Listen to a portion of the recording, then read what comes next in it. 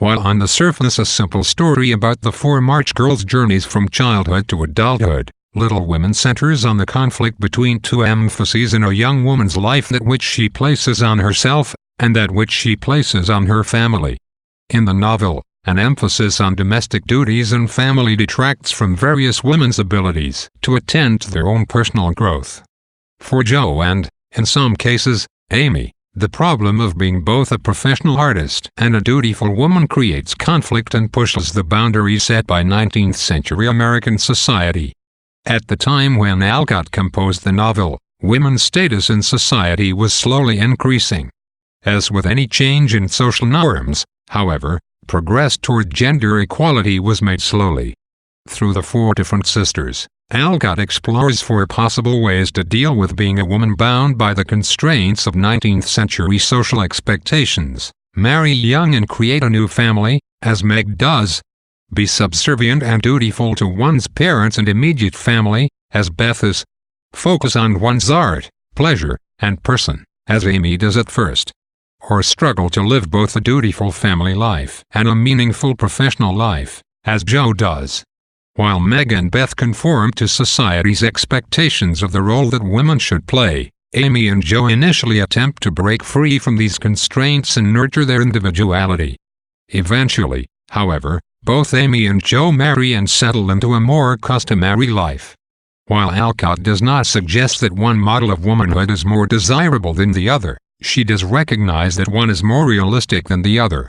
Little Women questions the validity of gender stereotypes, both male and female. Jo, at times, does not want to be a conventional female. In her desires and her actions, she frustrates typical gender expectations. She wants to earn a living, for example, a duty conventionally reserved for men. Also, she wears a dress with a burn mark to a party, evidence that she does not possess tremendous social grace, a quality that 19th-century American society cultivated in women. Similarly, there are times when Laurie does not want to be a conventional man.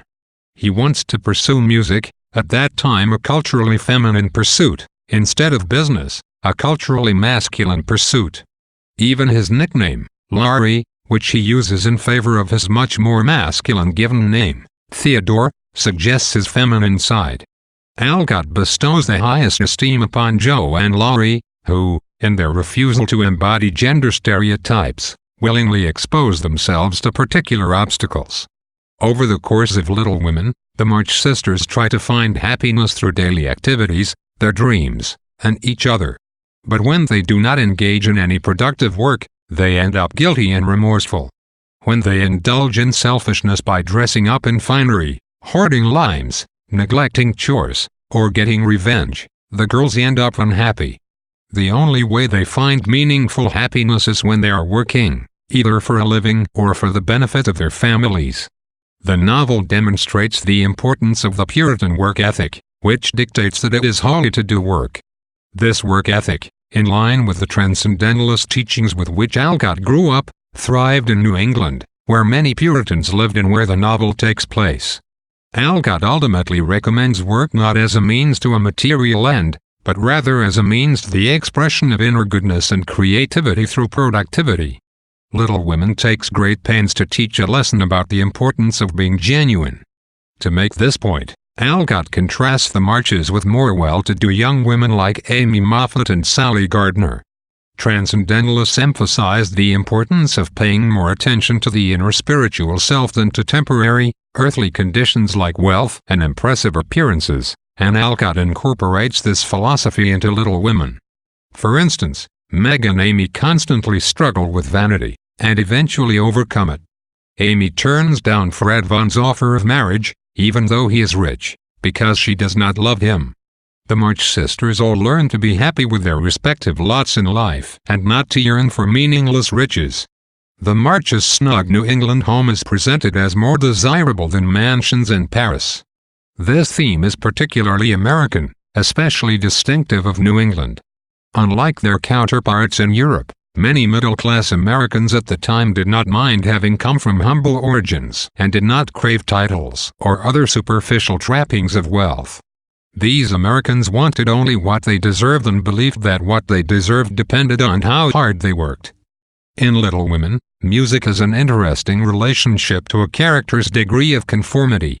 For the March Girls, the more musically inclined a sister is, the more traditionally feminine and adherent to feminine duty she is. Marmee sings to the girls all the time, and she embodies the ideal dutiful and domestic mother. Beth, similarly, is both very musical and very passive. In contrast, Amy has a bad voice and Jo has the worst voice of all. Both girls are independent and impatient with the limitations placed on women. Interestingly, Laurie also likes music and wants to be a professional musician, but this interest makes him ill-adapted to the role expected of him as a man. Many of the characters in Little Women are teachers, reinforcing the idea that the novel is didactic and that we are supposed to learn from the novel's lessons. Mr. March, for example, is a minister, and he instructs his congregation. Marmee, a good transcendentalist mother, reinforces the teaching of her husband. Mr. Brooke and Professor Barr, two men whom March Girls marry, are teachers by profession. In the end, Jo inherits Plumfield, Aunt March's house, and she and Barr turn it into a school for boys. The frequent interaction that the novel's characters have with teaching both giving and learning lessons reflects the structured society in which they live. Language appears throughout the novel in an interesting inverse relationship with creativity. The more proper the language one of the March Girls uses, the less creative and independent she is. Beth does not talk much, for example, and Meg uses proper language. Both are typically feminine women, and their relationship to language reflects their alignment with what society expects of them. In contrast, Jo swears and Amy mispronounces words. These two, the independent artists of the family, resist conforming to the behavior that society expects of them, including the use of proper and delicate speech. In Little Women, umbrellas symbolize the protection a man offers a woman. Before Meg and John Brooke get married, Jo gets angry at Mr. Brooke's umbrella. It seems Jo is angry that Mr. Brooke is going to take care of her sister. At the end of the novel, Professor Barr extends his umbrella over Jo, and her acceptance of its coverage symbolizes that she is ready to accept not only his love and protection, but also the idea that men are supposed to offer women love and protection.